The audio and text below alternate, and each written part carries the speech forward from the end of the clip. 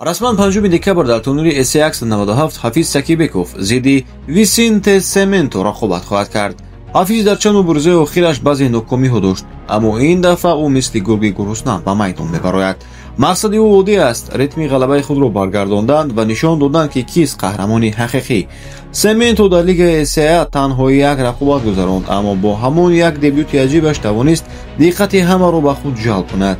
ин ду ҷанговар 5 декабр дар шаҳри Москва ба қафаси ҷангӣ мебароянд, то максимум қувваи худро нишон диҳанд.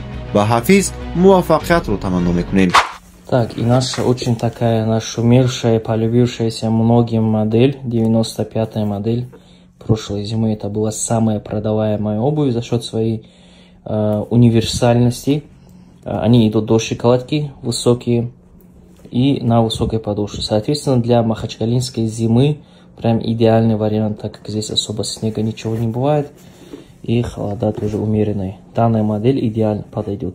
салому алейкум дӯстони MMA, ба канали мо хуш омадед ва мо беҳтарин ва тозатарин хабарҳоро аз ҷаҳони MMA пешкашатон мекунем.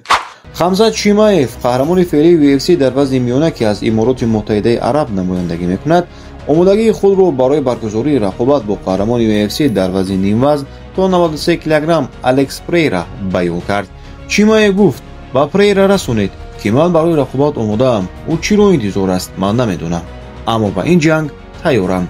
рекорди ӯ ба 15 пирӯзӣ баробар буда ягон бох надорад ва 12 рақобаташ пеш аз вақт ба даст овардааст. Чимаев исбот кард ки ӯ на танҳо дар вазни худ, балки дар вазнҳои болотар низ рақиби хатарнок аст ва ҳоло Алекс Прейраро ба мубориза даъват мекунад. Майк Тайсон, ки ҳоло 59 сол дорад, гуфт ки мехоҳад пас аз ҷанги намоишии худ бо Флойд Мейвезер, ки баҳори соли 2026 баргузор мешавад, боз як реванш бо Ҷейк Пол баргузор кунад. ӯ гуфт: баъди ҷанг бо Флойд мумкин аст мо реванш ташкил кунем. бале, ман ба ин воқеан манфиат дорам. ҳоло дар беҳтарин форми ҷисмонӣ ҳастам. дар ҷанги гузашта саломатиам хуб набуд, аммо он вақт намехостам баҳона биёрам.